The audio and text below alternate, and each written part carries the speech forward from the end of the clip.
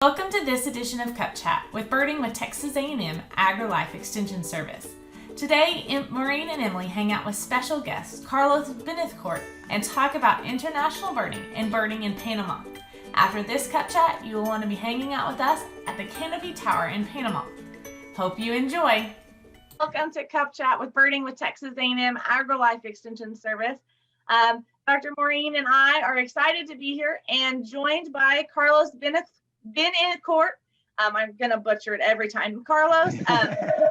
And I'm so excited. I kind of gave a preview on Instagram and Facebook in our story.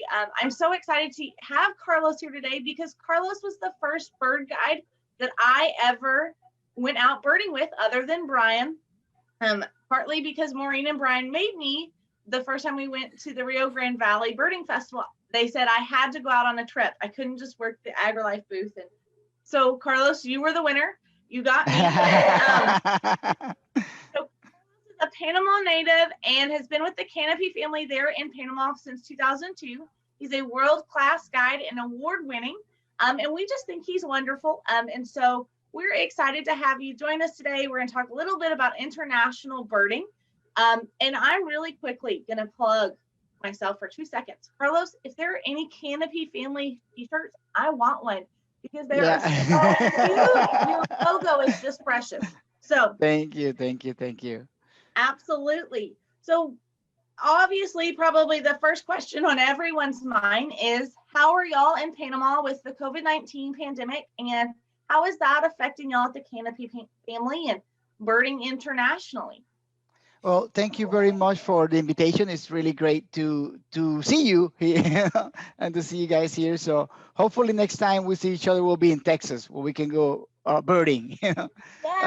Yeah. So, well, COVID is being affecting, worldwide, the whole situation, especially tourism and ecotourism.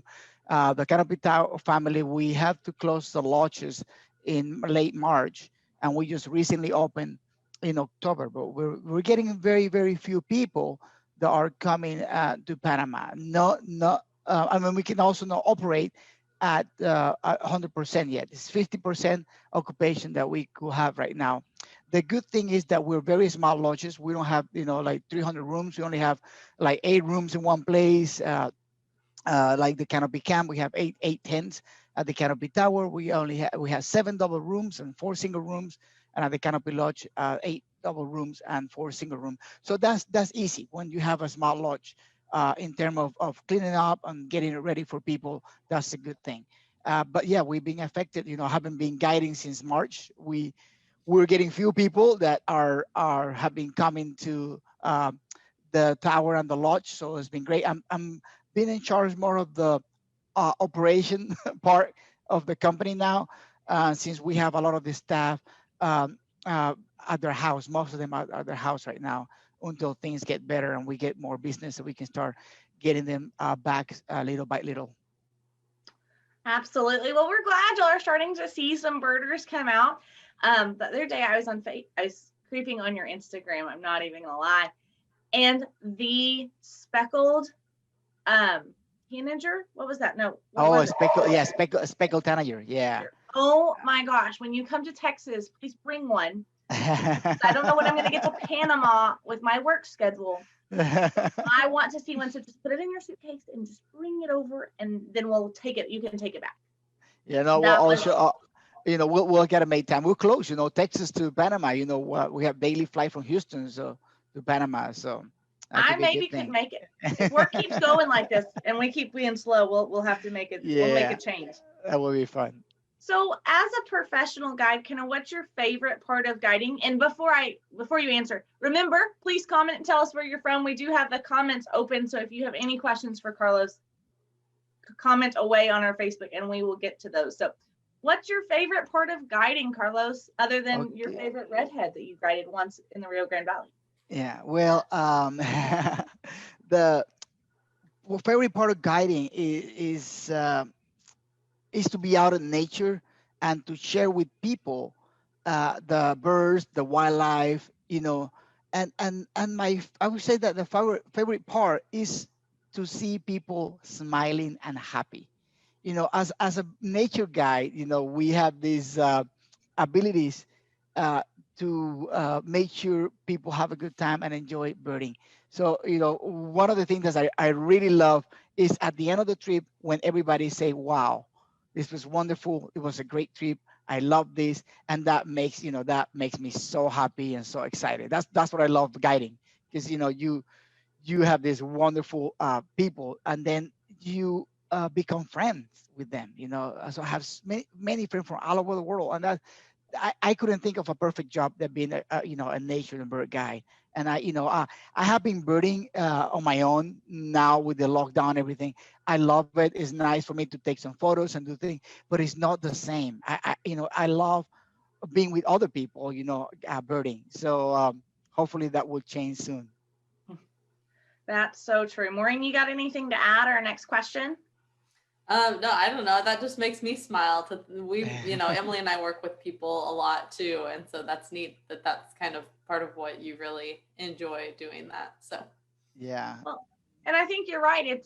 It's okay. So I went out, I haven't bragged on my life for bird because I missed cup chat last week, but I got the rufous capped warbler here in Valverde County. Ooh, wow. Yes, just the other day. And so that was exciting.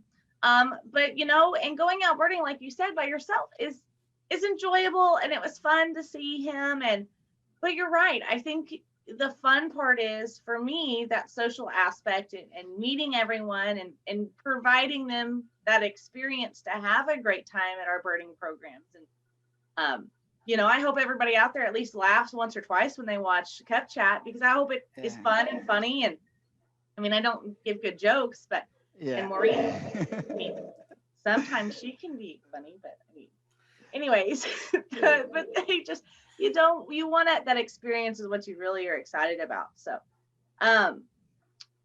let's talk a little bit about the tropics and how many species there are down there, and how do you learn all of those, and how do you advise people who are going on international birding trips before they come to be prepared and ready? I mean, stalking you on Instagram is, I mean, I found it effective. So one of the things that people birding in Panama is great. It's amazing. We're a very small country. We only have 4 million people here, and it's easy to travel. So it's easy to cover different habitat. You can be, like I can be right down on the Pacific Ocean in 45 minutes, and can be right there down on the nice beach, and I can go up to the mountain in 20-30 minutes. So that's a nice thing, having this combination of a small country with different habitat that you can cover during the day. So that's the beautiful things of birding here in Panama. We have about 1,010 species of bird here in Panama, which is it's a good number for a small country. And then you say, what else you say? I said, how do you, like, if I were to come to Panama, what would you tell me how to you do? prepare? Yes. How do I prepare to come, other than stalk you on Instagram? One of the main thing is to be ready for a good time. That's a number one. You have to sign me up. Yeah. Do that. Be ready for a good time. Of course, you need to, as a birder, obvious things are the binoculars. But one of the things that you can prepare is to get the field guide of Panama, and then also we have on our webpage, we have our checklist, or you can request a checklist, so that way you can see what bird species are possible in Panama. Also, I recommend people to download Merlin. It's an app. And then just download the Panama package. So that way you can see images and you can listen to the bird calls, because it's very important. Bird calls are very, very important as a good aspect for birding and for people to get ready for the tropic. Of course, as the guy will take you around, will show you birds, but it's nice when people have study a little bit ahead before they come down to Panama.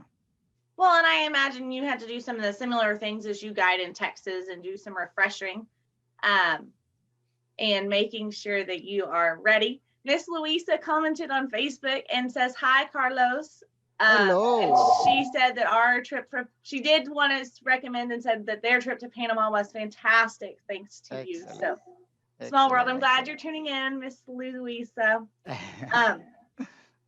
So, and I think that that's something that whether you are making a trip internationally or just to a new area, I will say here in Texas, we cannot drive to the coast in 45 minutes and the mountains in 30. It's a little bit further. And so we have, the birds I even see here in Valverde County are going to be different than the birds in the hill country or on the coast. And so anytime you're going to that new spot, using those tips like you suggest of using that Merlin app and kind of reviewing your bird guide and kind of doing a little extra studying before you go will help. I think is a neat way to Eber too. I forgot to mention Eber is very important. Eber is a nice tool, and Eber you can see what is the latest bird have been seen, the Canopy Family property, what people have been seeing lately around. So when they come down, they tell us, oh, somebody have seen like Rufus Bender ground cuckoo, which is a very rare bird on the Pipeline Road. So things like that people are get ready and prepare, and they let us know what the target species they would like to see when they come to Panama. Although people come and love everything, all the birds, but we do have people who have the target species and they wanted to see specific birds, and that's great too. That's true, Maureen. Well, so I had to look up real quick, what is kind of the number of bird species in the United States. And of course, there's not really it's hard to get a clear cut number, right? Do you count the ones that show up accidentally or not? But it's kind of crazy that all the estimates, whatever they are somewhere usually less than 1,000. And so it's kind of crazy that a country the size of Panama, which is so much, it's smaller than Texas, much smaller than Texas even, has more species than our entire big country. Well, that's awesome. Yes, one of the things is that the Isthmus of Panama. If you look at the shape of Panama, we're like Canada in Central and South America. We're not in either corner. We just connect. You're the middleman. Yeah, we just connect that. So we have bird species from South America that come to Panama, and then from Central America that come to Panama. So that's a really a great thing. To get some different and nice and good number of bird species. And we share a lot of birds with Costa Rica. We are near endemic, and with Colombia as well. That's a good thing. So then my next question is, here we have a pretty clear, definitely the spring migration is our peak time to see the most species. And that's a great time to be out. Is there a peak time in Panama, or are you just going to see lots of things any time of year? Well, it varies. In Panama, we have the migration time, which is right now. Birds are coming from North America, trying to escape from the cold, and they come down to Panama, and then down to South America and Central America. So right now is a good to see the migratory birds, but the local birds are year round. So if you want to see more bird species, like if you wanted to have a bigger list, and then from I would say October, November to March is a really good month to see local birds and migratory birds. And then from let's see May on, that will be our local species only here in Panama, which is a good number too. Interesting. So you can go bird with Carlos in the fall and get Panama migration, and then come to Texas in the spring and get our migration. That would be good. And I can fly down there too. So that. Yes, we're gonna have to figure out how to get you to birding the border, Carlos. It would be so much fun to have you. So what was the last bird that you've seen that was really exciting for you? Okay, there are many. Let's say I went to the Highland in March with my last group. So I would say the bird that really I enjoyed during March was a tree wattle burber. That's an amazing bird. Wait, hold on. Let me look it up. It's just one of those birds that made this sound that is wow. And then just the view of the bird. I was in a place called Mount Tumas in the Highland. So, besides having the Canopy Family lodges here in Panama, we started going to other places in the Highland, like to Tranquilo Bay Lodge in Bocas del Toro, and to Mount Tumas in the Highland. So that's a really good combination where you can cover from the Darien to the Highland. So, from corner to corner of Panama. So that's a beautiful thing. But three wattle burber is just one of those. Burber. Bellbird. I'm Yeah, still Bellbird. Googling because I don't have the Panama Merlin package. Well, I was gonna say I can probably pull it up and see if I can share my We better screen. share Oh, it it. even has a. When you pull it up, it even talks about the sound that it makes because it's. Okay, well, pull it up, pull it up, pull it up. Okay, We're hold breaking on. all the rules on CapChat. Oh my Wait, are we not goodness. supposed to share screens? We share I don't know. screens At least we're probably not supposed to Google on CapChat, but we do that like.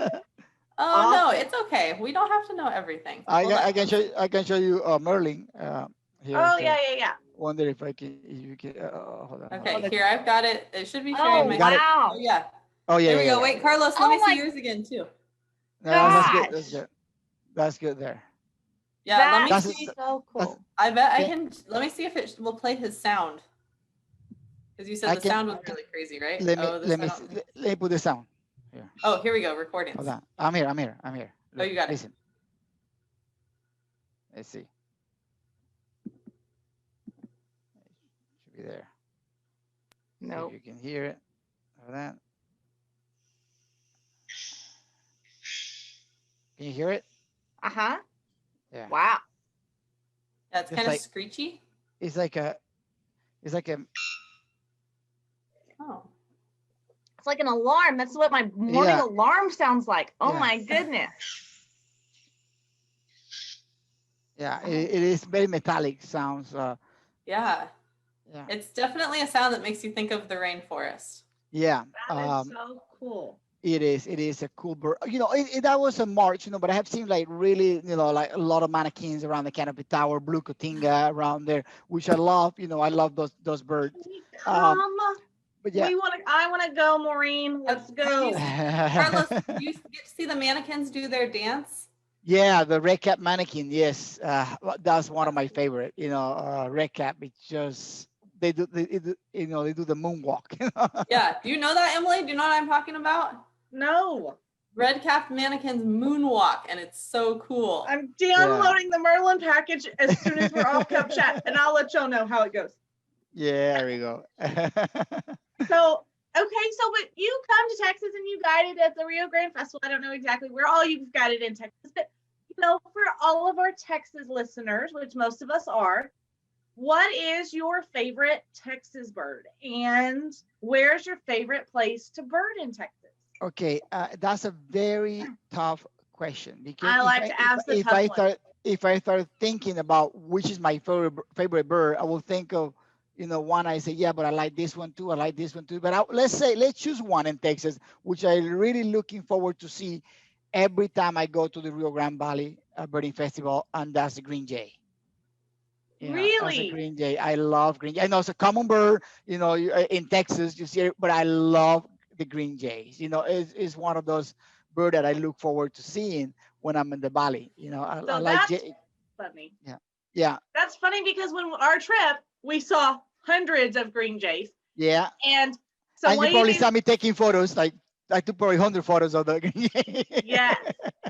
And so the funny thing is that for all of our Birding with Extensions programs, we make stickers. And so if you see that species, you get that species sticker. And so it's kind of like a collectible thing. Yeah. But the very weird thing is, after our trip to Rio Grande Valley, I don't love a green jay. And one of the funny parts about that is I feel like after seeing 20 or 30 of them in one flock, I was just like, it's a green jay. Why are these special anymore? It was kind of like the chakalacas. There were so many of them right in front of you. I was like, this is just not fair. They're just all right around here. So yeah, it is because because we it's not a bird that we see every day. When it's a bird see every day. Every time you go to a new place, I look forward to see new birds every time I go to a place. But and I would say I would like to see that green jay again. I would love to see that green jay again because once a year. When I'm normally in Texas once a year, and I love that. One of my favorite places in Texas. There's so many places in Texas to bird, and I miss not being there this last November. But it's Estero Llano. That park is a part that I even if I'm not guiding there, if I'm not assigned to guide there on my day off or on my morning off, I'll go there for one morning or 2 mornings and then walk around and bird around there. It's a beautiful, beautiful place too. And it's Well, close. maybe the crew from Rio Grande Valley Bird Festival is watching this morning and took notes to make sure you're always assigned there from now on. So I have to say that's kind of funny too about that green jays are your favorite. They're one that's really special to me. The first one I ever saw was in Honduras because I worked as a research volunteer 1 year in college. And so that was the first time I saw it. And so to me, it's like that very tropical species. Yeah. And then to come here, or the first place I saw a kiskadee was in Honduras. Kiskadee. I got crossed there for a second. That makes a lot more sense. But then the green jays were something that I knew, like for some reason, kiskadees and green jays are linked in my brain. I don't know why. I think they're just something that are both so tropical. And so then when I realized that where I live in Texas, like here in Uvalde, I could see both of those was something that was like kind of amazing because I knew the first time I had seen the kiskadee, I was actually in the tropics. And then to see them here. And then the first time I saw a green jay was actually at the Chaparral Wildlife Management Area. And they're just so, when you're out in all of the brush of Texas and it's, I think I was there in October. So it was kind of dry. They just don't match, just like you're saying. It's just so bright and really neat. And the green jays are definitely expanding here in Texas. So we live north of Uvalde, but we get them at our house now. And they're at the center all the time. Yesterday I had to get something from the office and there must have been, I don't know what there was. There was maybe a squirrel or something, but there were 2 green jays that were so angry. So angry. And so as soon as I got out of my car, I heard them and I looked for them and I could see the both of them. I don't know what they were yelling at, but they were very worked up about something. So one of the things that when I traveled to Texas in November, that happened to me in the first few years that I was at the Rio Grande Valley Birding Festival. I normally stay in a hotel or rent a place. So when I was waking up in the morning, I just heard that great kiskadee call. So I like, oh, so you were like, oh, great kiskadee. Okay, I'm in Panama. And you open your eyes and say, where I am. It's just I'm not in my house. So it just it gives you that feeling that you were back home, but you're not. Because of the kiskadee. You could say it's a tropical bird, and it's been showing up to north too. I think Canada have the record of. I don't remember what's a greater or lesser kiskadee.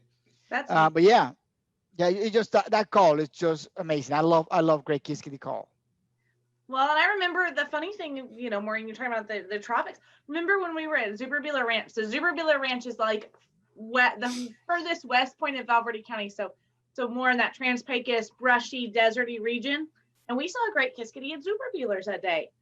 Yeah. So they don't really follow the rules. And speaking of following the rules, Carlos, we've had a ton of rare birds coming up across Texas. How are y'all's rare birds in Panama? I mean, are y'all getting some very different species right now, or y'all see any changes? Once in a while, we get to see a bird, especially in the Darien area, that have been reported in South America, like in Colombia only, and then have been coming across Panama. I think one of those birds was a northern screamer, was actually seen early this year, which is a South American species. So there is a lot of things, I think, that I don't know, because of the pandemic or people are more aware of looking outside. People now, like before, we used to rush, people used to rush to work and they didn't notice everything. But I have friends now during the lockdown that keep sending me pictures like, oh, Carlos, I just found this bird. Is this a bird that is, is this rare? And I say, well, no, that's let's say a crimson-backed tanager, which is a common bird. And I say, no, it's a crimson-backed tanager. It's a really nice bird. So, you encourage them to get into birding, but they say, wow, I've never seen this bird before. And they probably flew 100 times in front of their eyes, but they were just, concentrating on other things that That's now people have been taking their time to look around, and that's a positive thing. That's an interesting point, Maureen. I know you want to say something about that. Yeah. No, I did talk at the Master Naturalist Conference this year about some of the impacts of COVID on wildlife. And one of the things is that, we don't know, because people have said, oh, we're seeing more wildlife. And in some places it probably is because there's less human activity, so the wildlife comes in. But I think in a lot of cases it's because people are slowing down and noticing things more. And that's a good thing, is for people to kind of notice. And also we talk a lot about, birds in your backyard and managing like your backyard to be a good landscape for wildlife. And that's something that people can kind of focus on right now, and make their space better for different species. And then you'll see more things. I think people are realizing how much diversity can be even in a backyard. Nature isn't out there. It's right here. It's right around us. Exactly. Well, I think that's interesting as he kind of talks about, we think all these rarities are rare, and maybe it's just because we're looking for them this year. Maybe we're just out looking and have seen them, where in the past we've been busy and haven't had the opportunity to slow down and look. And so maybe they're not really rare. They've been here all along and no one's just had the time to see them. So it's a great point you make, Carlos. Yeah, so well, the Valverde eBird alerts have kind of been making me laugh, because there's been some really rare things in Valverde. But as Emily and I know, the Morelet seed eater is usually there. Like it's rare as far as you're not going to see it really much else in the U.S. I mean, it's in Laredo too. Like it's along the but we Rio know Grande. where he lives. But yeah, we know where he lives in Del Rio. He's usually there, but he always shows up on the rare species list because now people are looking for other things. And while they're in Del Rio, they're like, I should go try to find the seed eater. And they do, because he's there. Yeah. He's always there. Nice. Yeah. Well, Carlos, we are wrapping up our 30 minutes. I mean, do you have anything else you want to share with us about the Canopy family or traveling to Panama? You said there's a one flight out of Houston a day. Yeah. From Texas. So I just, the main thing I want to tell everybody who's watching this and listening to this, please stay safe, stay healthy, try to follow all the rules to minimize any contact. Social distance is great right now. I know hopefully things are going to be better in the near future. I'm very positive about it, even though we have had a hard time during all this month. But I'm keeping myself positive, happy, and that's a good thing. So just stay safe, stay healthy, and hopefully you can come down to Panama to enjoy birding. I'm heading to the Canopy camp in Darien for the harpy eagle. There's a harpy eagle, and there was a potential nest of a crested eagle that I would just got a report on Saturday. So I'm gonna go there today to see if I can go there tomorrow, and I'll keep you guys posted about it, which is a really nice bird. But we're here in Panama. Once you're ready to come to travel, please feel free to come. We have a nice 3 set of lodges, which are nice and are very well taken care of. It's safe, which is very important. And that's our main thing, to make sure you guys feel comfortable, feel safe. And again, you guys will have a good time with us here in Panama. Absolutely. Okay, I have a question. And I have to ask a question that I'm thinking about. So at your different lodges, when you go birding, so there's lodges that you guys own, do you bird primarily like on the property around those lodges, or are there other places you go with people too? So let's say you come to the Canopy Tower, you arrive in Tucumán Airport, so 45 minutes to an hour, you'll be at the Canopy Tower, which is in the Soberanía National Park near the Panama Canal. From there, you can stay from 5 nights to 1 week, 3 nights, depending on what you wanted to do. And we have a birding package. So from that location, we do bird from the tower first day and then down the road. But from there, we go to different spots. Sometimes we take a picnic lunch with us. Sometimes just go out for the morning, come back for lunch, and then go out again in the afternoon. So each location, we have itineraries that cover different areas. So you stay in one place and then you go to different areas. And then we have a combination of staying at the 3 of them or staying at 2 of them, whatever you want to do.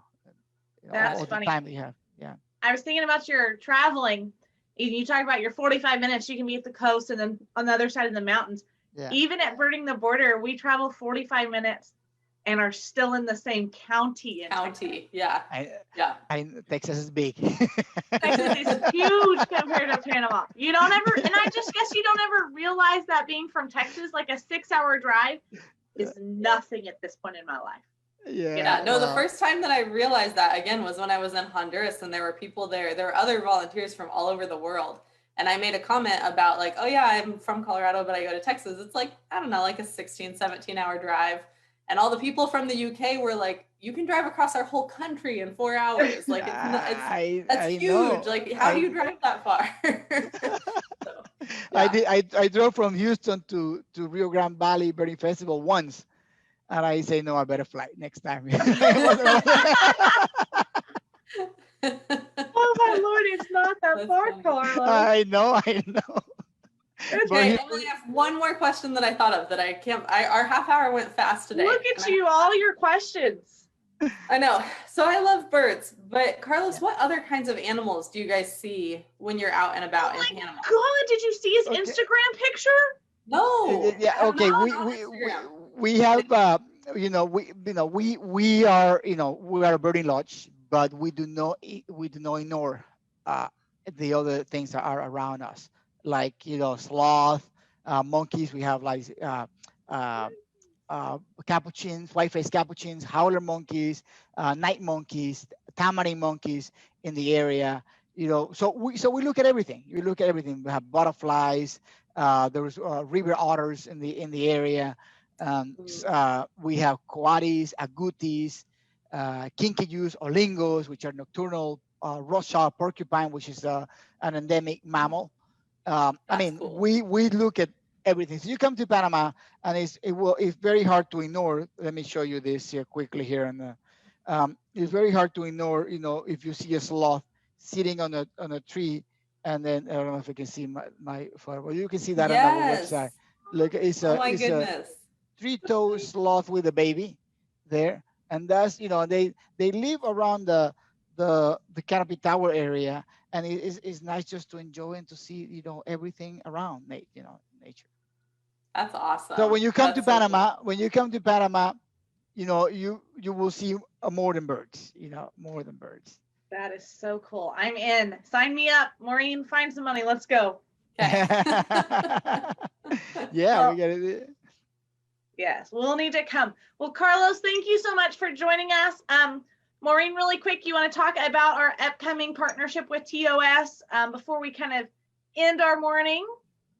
Yes, so we are really excited that the Texas Ornithological Society has partnered with me and Emily and Brian to make a virtual seminar that is being held next week on the 15th, right, Em? I don't know, that's why I made you do it, because I couldn't. Oh, hold on, I have my flyer right here. On the 15th from 6 o'clock to 8 o'clock in the evening, we have 3 different researchers who are going to talk to us about their current bird research.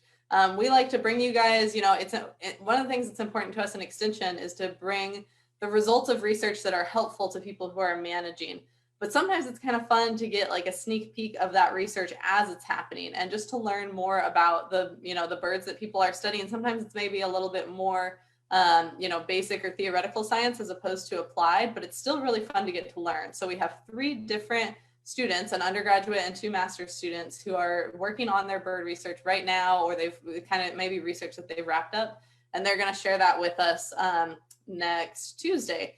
And one of the things that is really exciting that TOS has partnered with us on is that all the donations from that seminar will go to our Rio Diablo birding camp. So all of our brand new youth birding camp will benefit directly, all proceeds going to that, to make it cheaper for our youth to come and attend next summer. So yes, so Carlos, that's a fun thing. We are worked with Brian this summer to host an affordable youth birding camp. So all of our young birders out there, we're at $1,000 maximum cost, and hopefully with all the donations and support we get from the birding community, we can bring that down to about $500 to $750 is our end goal. So that's amazing. If you know a young birder, Carlos, that might be interested, please share. We would love to have anyone definitely join us. So yeah, and going to Texas, wow, what a place! Brian has quite the itinerary scheduled. We're going to start in Valverde County and go to Big Bend area, and then kind of circle back around and kind of base out of Del Rio. But it'll be they want me to wake up at 4 a.m. and go see the Kalima warbler. Oh my God! I'll do it. I'll do it for you. Thank you, Carlos. I appreciate that. Thank you for taking it off my soapbox. But thank you, everyone, for joining us this morning. And Carlos, thank you for joining us from Panama. It has been fun to catch up, and we hope to maybe see you next November in the Rio Grande Valley. Everything considered, hopefully they are back ready and running in 2021. If anyone needs anything, Maureen and I are always here. You can reach us through Facebook, Instagram, or call the office. And so thank you. We can't wait. Maybe one day we will be in Panama and actually join you for Cup Chat on the tower. How fun would that be? Yeah, that would be great. We will do it. But thank you, everyone, for joining us this morning. Thank you, Carlos. Thank you. And we will see y'all later. Have a great rest of your week. All right. Thank you, guys. Take care.